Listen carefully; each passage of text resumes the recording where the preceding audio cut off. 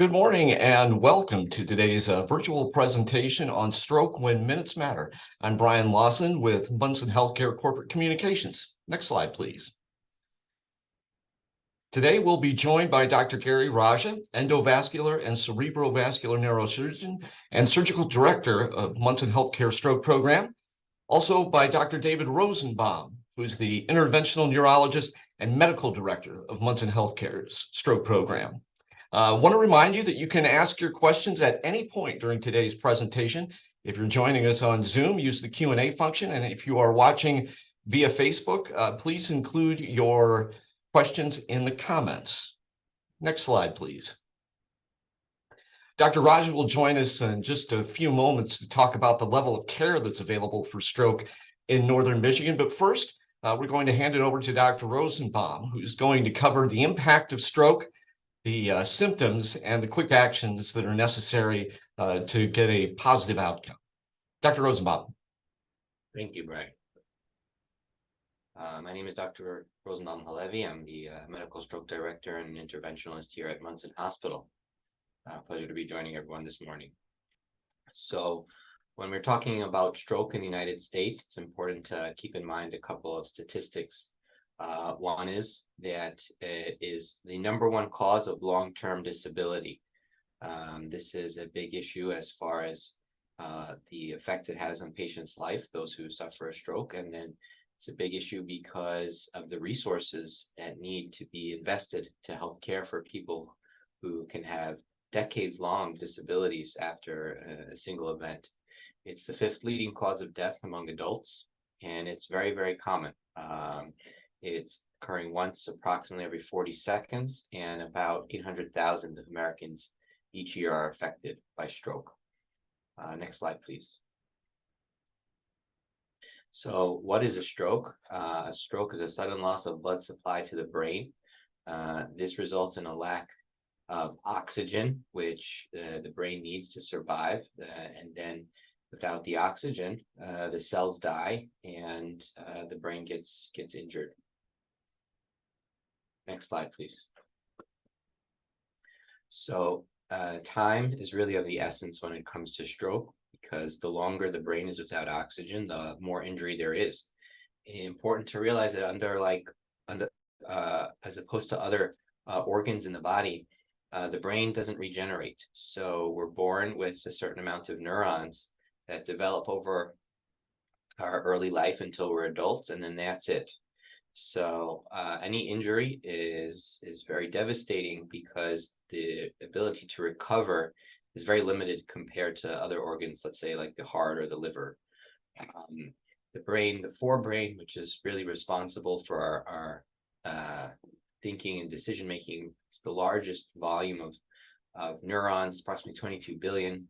This is where we have a personality and higher level thinking.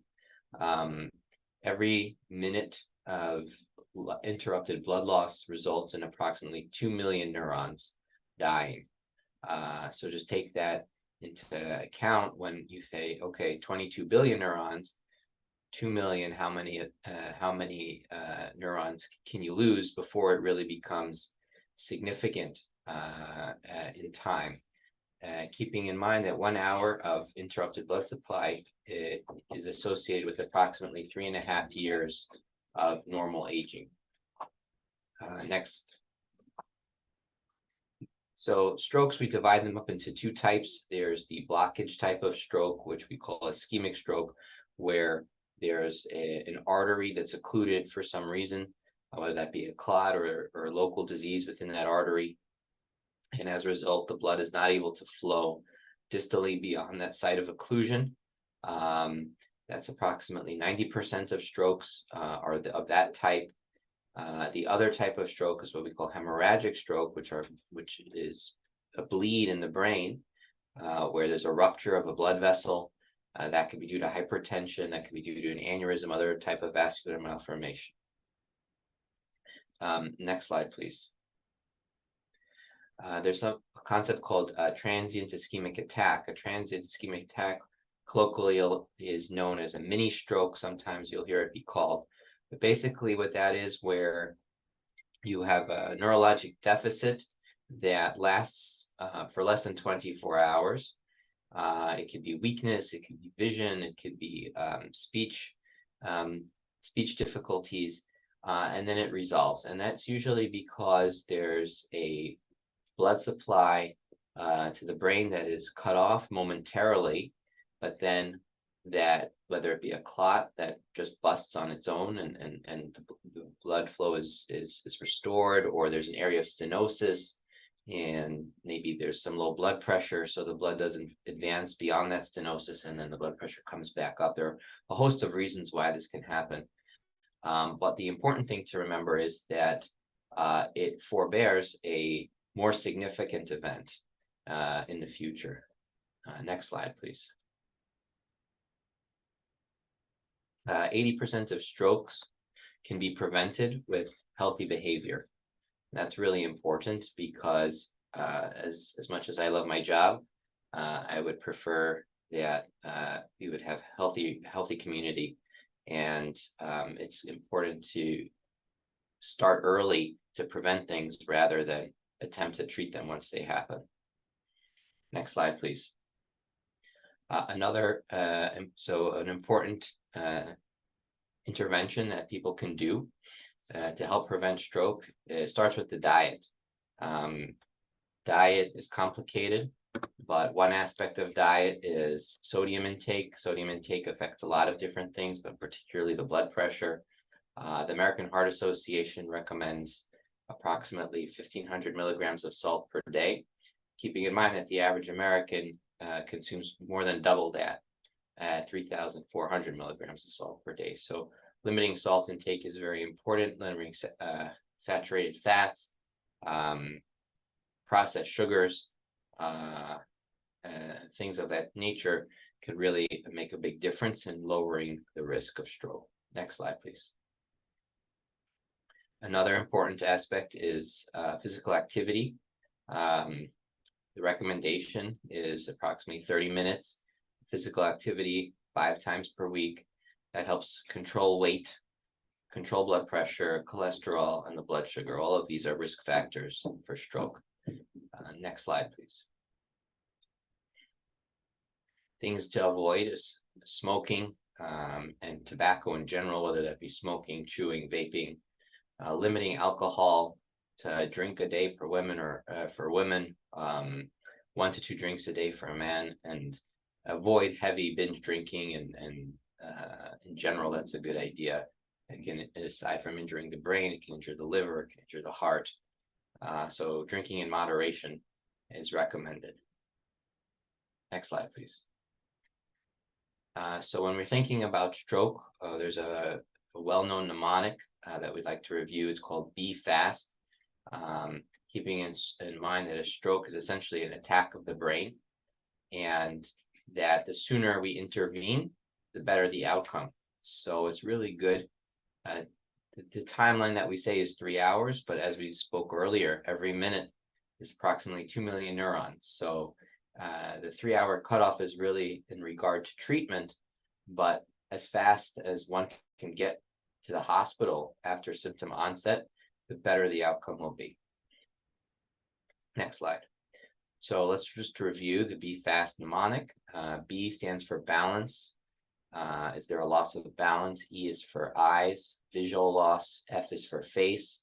We're looking for a unevenness of the face with one side drooping, the loss of the nasolabial fold, drooling, things like that.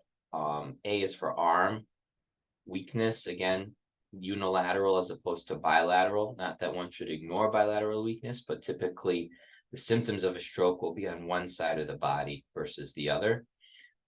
S is for speech, whether it be slurred or strained or lack of understanding when someone is spoken to. And T is for time, and that we already discussed, but just again to remember to call 911 right away. As we said, time is brain, so as soon as possible to call 911. And then if someone in your family or friends, they're even on the street, that you observe having symptoms, it's really important to make note of when the onset of that symptom began, because clinicians need to know that as far as making decisions with things like clot busting medications or interventions surgically, it's good to know when to start the clock. The benefits of emergency medical services is that they're able to help get the vitals, do a really good neurologic exam, which helps with the triage of the patients, start getting blood tests, and as well as alert the emergency department. So we live in a bit of a rural community, but for folks who have access to EMS in a timely way, it's much better to call EMS than to drive to the hospital on your own, because there's a lot of work that gets done prior to arrival to the hospital by our EMS partners that helps us as physicians treat stroke patients. Next slide, please. All right, thank you very much. I'm going to pass it off to my partner, Dr. Gary Rajah, who will continue the presentation.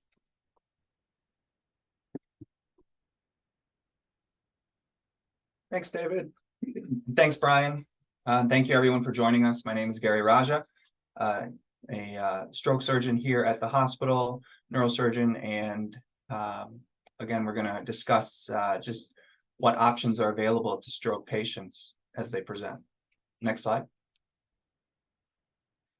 So as David mentioned, time is brain, and we do everything as fast as we can as far as evaluating and triaging the patient. And we do this not only at the medical center, but also at any of our affiliate hospitals across northern Michigan. CT scans are obtained, which will show what type of stroke. Is there a bleed in the brain? Is the brain succumb to the stroke? And we will get vascular imaging with that CT scan called the CTA, and some advanced imaging called CT perfusion. These images in real time will be sent to our phones using specialized stroke triage software, so that we know what's going on across northern Michigan and can take the best care of our patients. Treatment options, if the brain is undergoing a large stroke, will include an emergent transfer to the medical center for further evaluation to see if we can reverse that brain injury. Next slide. Next slide. In general, go back one slide, please. In general, there are two options for opening up a blocked vessel. And granted, not everybody needs a procedure or a drug. Some strokes are relatively self-limited, and they may only need preventative care in the end. But if the stroke score or the severity score of the stroke reaches a certain threshold, then we can use medications such as TPA or alteplase, which is an intravenous drug given that breaks up clots. This works very well for small strokes, small vessel strokes. And when the clot is a larger amount of clot sitting in a more proximal vessel, either in the neck or the brain, we then turn to surgical options that both David and myself specialize in, and our endovascular team. And in general, these procedures can be done through the wrist or the leg, where we go up with small catheters under X-ray, and you can see the machine there on the left, and identify where the clot is, and then use devices to either aspirate or pull the clot out safely. Next slide.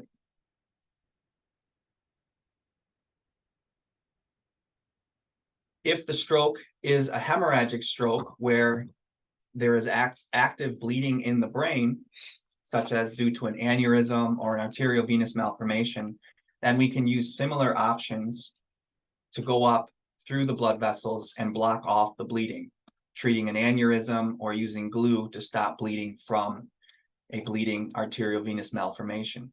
Sometimes open cranial surgery is also needed to remove blood clots and relieve pressure in the brain. And this procedures would be done in an operating room setting. Next slide.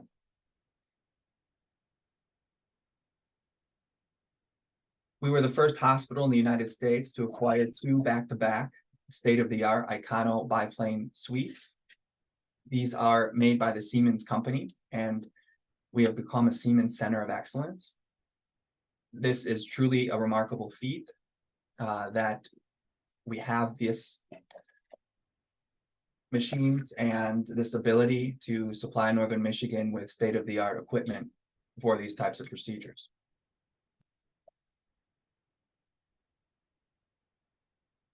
As we look towards the future, we are in the final stages of accreditation as a certified comprehensive stroke center. This will place us within the top 3% of hospitals. And keeping in mind, there are only 174 comprehensive stroke centers in the United States certified by the Joint Commission, we will be amongst them. Really, truly an honor and a true testament to our commitment to Northern Michigan and our patients.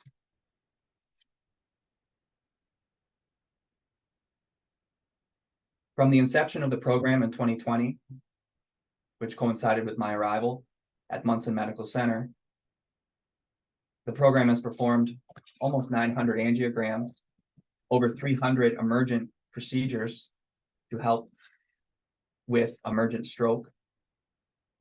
We've done over 120 aneurysm treatments, and we've increased triage and general stroke admissions such that now we see almost 1,000 strokes a year.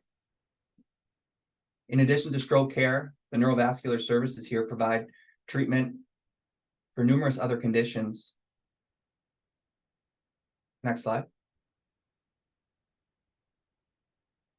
We'll just show you a little bit about what the possibilities are here. This is a patient story. This patient presented with an NIH stroke scale of 19, which is very severe. The lower the score is a better score. So a 0 would be someone who is functionally and neurologically at their baseline doing well. And at 19, essentially that is somebody who cannot move, they cannot talk, they cannot interact with their family. One whole side of their body does not work. And likely they are also very, very confused or sleeping. This patient presented after their stroke started 12 hours later. And the problem with stroke is that it is typically not painful. So if somebody has a stroke in the middle of the night, they usually do not notice it until they wake up. This patient had left-sided weakness as well. And you can see, looking at the image, the first image, that's a CTA, and these images come right to our phones. You can see that there are less vessels on the right side of the head than on the left side of the head. And so looking at the picture on the right, you'll notice that through the use of artificial intelligence, and this is specialized advanced perfusion software, we're able to depict what area of the brain is at risk, in this case, the whole right hemisphere, and how much of the tissue may be already compromised, which is the red image on the top of the screen. From this, we're able to make decisions as to what's the best way to help the patient. And in this patient's case, we took them emergently for a procedure. Next slide. So the patient was emergently taken to the X-ray labs. Our team had evaluated them in the emergency room, and we wasted no time. This patient had blockages both in the neck as well as in the head. And so time was of the essence. We made a small poke in the leg and used catheters to then open up the neck and stent across this vessel so that we could access the head and pull out the clot with aspiration. This patient improved post-procedure to an NIH stroke scale of 8, meaning that they started moving the left side of their body within hours and stayed with us for a couple of days before going to rehab. The patient started talking and interacting with us. All of this because we restored blood flow to the brain in a reasonable amount of time. Next slide.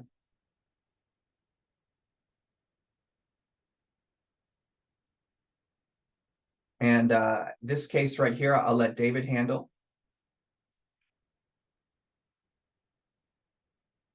So this is a similar situation where we have a blockage to the brain. This is a patient who came in with an NIH stroke scale of 18.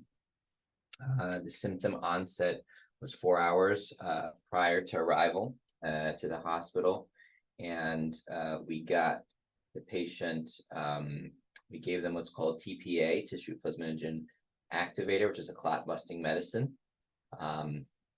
As we can see from the images here, when you compare the red versus the green shows us the area that's at risk for having permanent injury. The red is the area that's already injured. So there's a huge discrepancy, and that tells us there's a lot of tissue that can be saved if we get the blood vessel open quickly. Next slide, please. So here's the case. You can see here, this is a side view. This is on the angiogram that we did during the stroke procedure. This area here you see is very lucent. There's no blood vessels, and that's because over here there's a clot. So I went up there with a catheter and put that catheter on suction at the clot interface. After a couple of minutes, I pulled that out and restored the blood flow. As a result, the patient improved very nicely, and they went home back to normal. So it just shows how important it is to get to the hospital early, because this patient got here within 4 hours, and we can't do this every time. We do the best we can, but the sooner the patient arrives, the better the outcome in most situations. And in this case, the patient went back to normal and avoided a devastating, if not life-ending, potential injury. Next slide, please. So just a quick summary. Stroke is a brain injury from a blood vessel that is blocked or ruptures. Always remember that when you suspect a patient has stroke, to call 911, the sooner the better. Remember the mnemonic, be fast. Immediate treatment can potentially reverse the injury or at least prevent it from getting worse, and that 80% of strokes are preventable. So making good lifestyle choices and developing good habits are really key in the treatment of stroke. Next slide. Thank you. All right, thank you to you both for that presentation. We do have some questions from the chat. So we'll start. I'll start with you, Dr. Rajah. When we look at that number, over 2,400 stroke admissions since August of 2020. When you look at that number, what is the recovery rate in terms of people that will go home almost as healthy as they did when they went into the hospital? Yeah, that's an excellent question. That's a difficult question because it really depends on how severe the stroke was and what time frame they came in after their symptoms. People who have less severe small vessel strokes, meaning vessels that are very, very tiny affected with minimal deficits that get here right away, they may go home with a very high percentage of being just perfectly fine, back to normal life.